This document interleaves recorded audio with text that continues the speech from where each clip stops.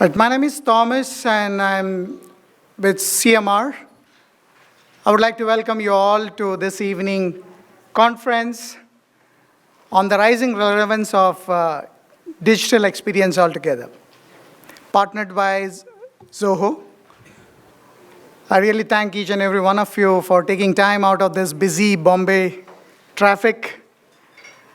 I know, my apologies, we delayed it by a few minutes. However, today we have interesting two speakers. We will get to hear from them as well. They are the subject matter experts. But without much delay, on the topic to set the context, I would just like to share a few data points with you. We all have been a part and we have been witnessing the digital transformation in our individual journey, in our individual life, in our corporates. And we have also seen in our government interaction as well. So if you look at Government of India is also leading a lot of digital initiatives altogether. So in a nutshell, the first session with few slides, I'm going to talk about how India is becoming a digital economy driven and enabled by the technology altogether. And I'd like to point out a few of the digital initiatives, be it private or public. The digital adoption is really soaring and going big. We all know about Aadhaar. 1.2 billion citizens are enrolled into it, a digital platform.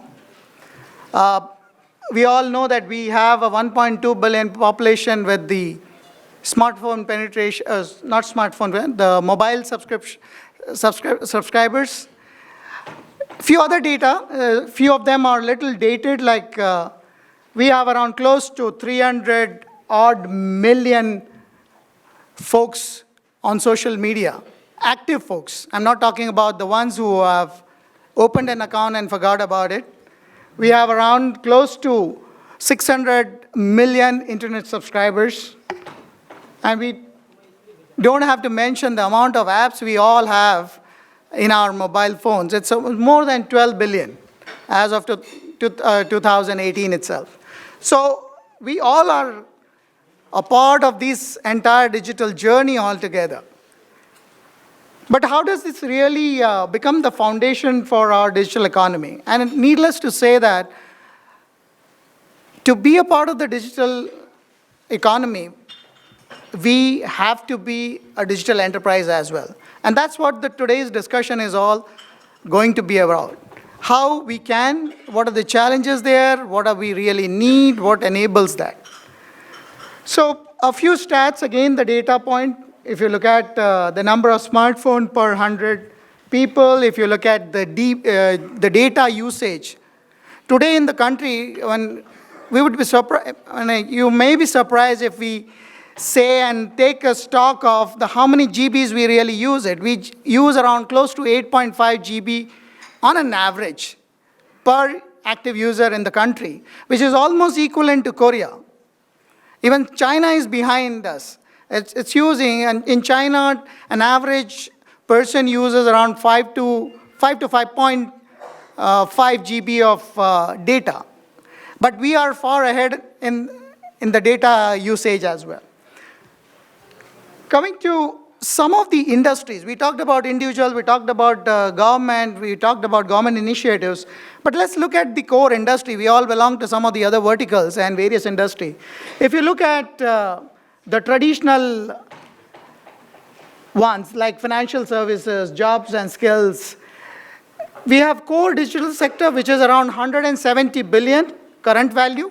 It's likely to go up by around close to 435 by 2025. So there's a great headroom over here for us to really see that what we have witnessed at much more faster pace altogether. But if you look at the sectors which are newly getting digitized, we'll see a 70x improvement in the agriculture itself. We all see that a lot of agri-tech is happening. Financial services, we know everywhere there is a fintech firm mushrooming. 170 billion is the potential over there, the opportunity which is going to be around. The education is going to be another 50 times. If you look at logistics, you look at retail, and I'm sure you all represent various verticals, you have been driving technology in various verticals, you will agree to it that we all are seeing a different journey altogether. Now, what does that really do? This digital transformation, or this digital economy and this digital wave, what is it really doing it? It is giving you a much more larger benefit. If you look at it, our potential is, if 50%, we reduce the potential of digital due to the ineffective policies around close to 50. But if government is able to take care of those roadblocks, we'll be able to take the entire 100% potential. We will be able to leverage, we will be able to monetize on it, and these will be the sectors. These are the new digitized sectors who are going to drive the biggest possible growth altogether. Now, if you look at it, what it will do? It will unlock the productivity altogether, and close to 45 million workers will be retained or reskilled altogether, or rather redeployed in our organization or the various organizations we take help from. So, needless to say, yes, importance of digital experience is very important when we are growing at that fast, neck-breaking speed altogether. We know if, as an individual, as a customer, when you are doing a purchase on an e-commerce platform, all of a sudden the app is not working, you feel really disappointed. And that's where the customer experience comes into it. Customer experience is a very important tenet of this entire digital journey for us. I was booking a ticket on a platform, I don't want to name it, for my family, one of the weekends, and it just, as I was about to make the payment, it just snapped off. And luckily, I happened to be close to that platform CTO, and I went and asked him, what is it? And he said that the successful payment rate is 43%. That means that only 43% folks are able to successfully make a payment. And that's why we see a lot of prompting coming up altogether saying you can use this link or you can call this number, they will help you out with that payment. I'm afraid your payment has not gone through it and stuff like that. Because they've been able to bring that 43% close to around 65%. But still, we are talking about 35% of customers are getting unhappy at the same time. So those are the small experiences which makes us really disappointed when people talk about such a big hype around digital transformation altogether, but my individual experience is not going great. That's how we feel. But we need to ensure that customer remains loyal, and only when he gets a great experience. So as an organization, as the technology decision maker, as the CTO and CIO of the organization, we need to ensure that we talk to our functional heads, we talk to our business folks and help them to deliver a great customer experience and customer stickiness altogether. Need to serve more interactive and real-time customer requests. Goes without saying, using digital experience as a key differentiator for the businesses. I think I was asked to fill a survey form. We used to do pen and paper surveys, and suddenly this Survey Monkey form comes in, and I was amazed at, though it is very basic, the amount of functionality they really build in is amazing. You can just drag and drop your choices, your preferences, ranking and ratings, and that gives a different comfort level altogether for the end user and customer.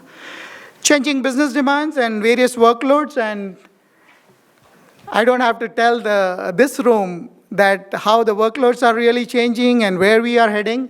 So big data analytics, transactional workloads, data protection, machine learning, AI, online search, giving a great omni-channel experience is our agenda as an organization to help our businesses to deliver the same for their customers as well. So digital experience management is a must. And in the next session, I will invite Raji from Zoho. She will come and she will talk about how important it is to give that digital experience, not only in the front office or the mid office, but also in the back office as well. All three offices together, we need to have a great digital experience altogether, how we can innovate faster, how we can track, how we can have tools which can help us to track and ensure that the infrastructure is up, catering to the business needs, and we are able to deliver a great customer experience altogether.